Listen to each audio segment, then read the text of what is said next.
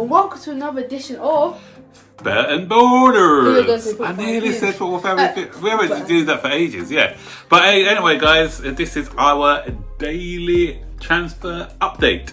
So today we're going to be talking about Kai Havertz and when will he finally be joining Chelsea.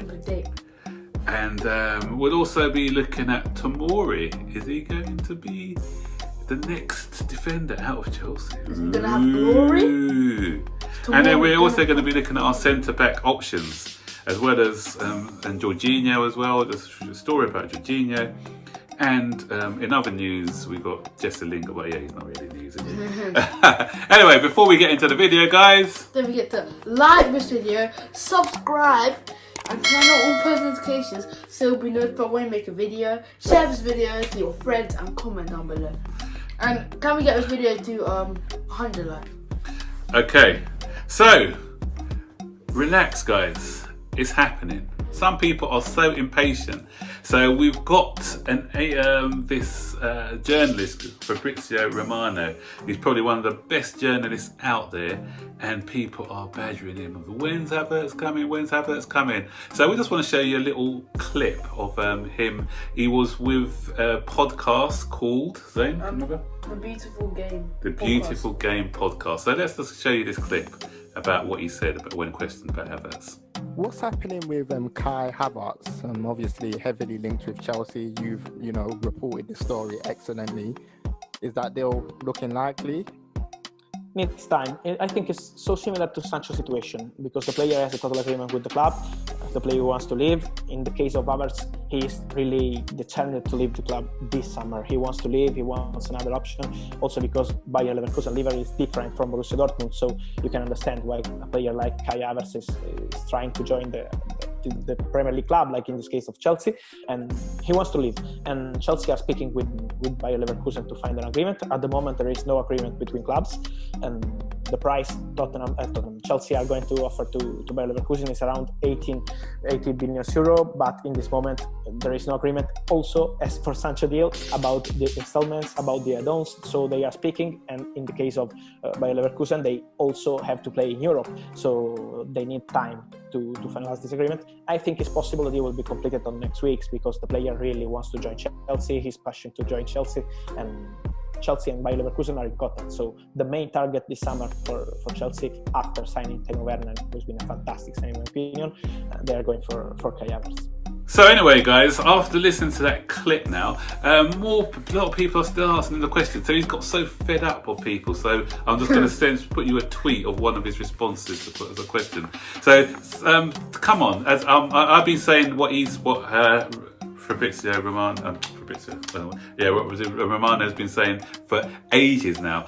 Listen, big deals do not happen overnight. Yeah, it's just like saying to Zane, "Oh, I want to buy a house." So a house is a massive purchase. You're spending 500,000. You just see one house. You find the right deal. Yeah, exactly. Let me just get this house. I want it, and then you move in tomorrow. It doesn't happen like that. It's not like when you go out and buy an iPhone. With an iPhone, you just go out, you see the iPhone, you get it. But when you're making bigger purchases, it takes time. And that's the same thing with this deal. It's a massive deal. There's a lot of things to be done before this deal can be ticked off. So guys, when you hear myself, when you hear some of the other YouTube channels out there, when you hear journalists out there saying that the deal's happening, it's happening. I always keep saying, guys, I always caveat what we say, don't we, Dave?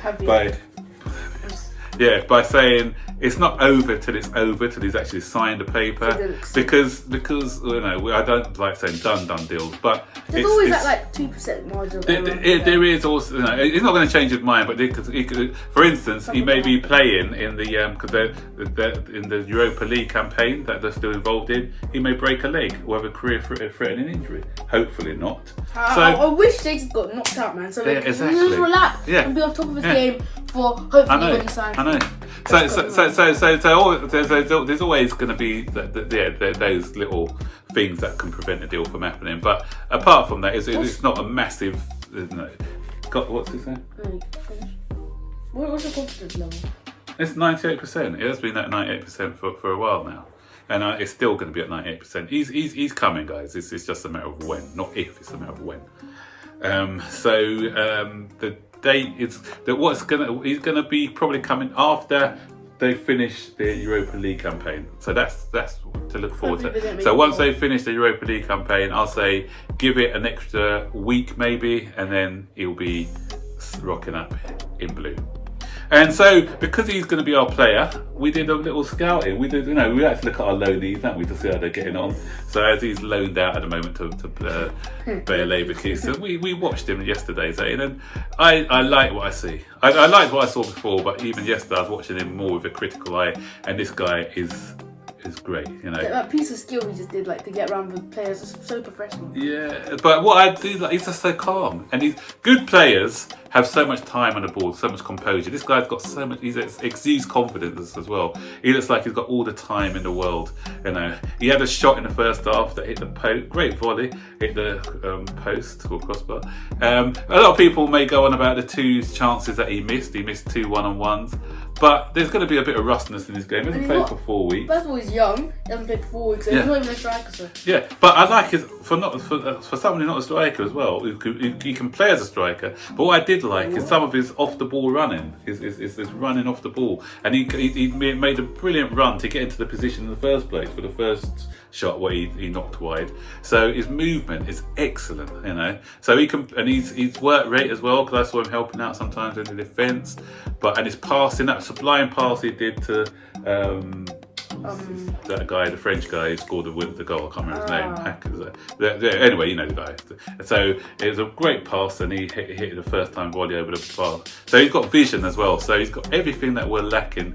He's got this. This guy's got an abundance. So I can't wait for him to join that with the side. And can you imagine his balls to Werner? Those through passes to Werner. Oh man! Like someone to assist, someone to finish. Yes, that's it. Sometimes when it's on the wide, we could just get Ziyech to ping it into Werner. Sexy football's going to come back to the bridge. Can't wait. So the other guy who we've been closely linked with, but obviously this deal's not as far down the line as the Havertz deal, is the guy Reguilon. So I thought, let's have a look at Reguilon as well. It just sounds like what a teacher would call you, what a teacher would call like a regular shape. Just yeah. So I didn't see a lot of that game, but I saw bits and pieces of it, and what a goal he scored! He scored a great goal. Great first touch, and the way he showed a burst of pace and a nice composed finish on the end of that. He can defend as well. The boy can defend. The boy can play. Who's he for again? Wait. Sevilla. I told you. Yeah. The boy can play. So I wouldn't mind if he came in ahead of Chilwell. I don't know. As I said, it depends on what Frank. I'll be happy with either, because some people are saying they don't want Chilwell. I don't mind Chilwell, but he's just overrated. He's overpriced. Yeah. If this guy rocks up, then yeah, I'll take him. So it's looking good. He'll be an upgrade anyway. He'll definitely be an upgrade on the 2 that we've got at the moment. So we've covered the 2 loanees. Now we're going to go into centre-back. So we're going to be looking at centre-back. And the first news about centre-back, Zayn, is I'm hearing that Rennes from France are after Tomori. But they didn't say whether it's a loan deal or a permanent. I don't think Chelsea will let him go on a permanent. I think they'll probably loan him out for a season. He hasn't reached his full potential. Yeah, there's no way that we'll get rid of him. Yeah. So maybe because we're looking at other centre back options, maybe the club feels that he'll be better off going on loan for a season to improve his just to get game time. And once he's got extra game time, because he had a lot of injuries and it's stop-start season for him, so that's one to look out for. So I'll try and get more information as to see whether it is. But as I said, I don't think Chelsea would be so silly for it not to be a loan deal. And moving on to centre back options then. So what are the centre back options that we've got on our list? We've got Declan Rice. Jimenez, yeah. Dunk.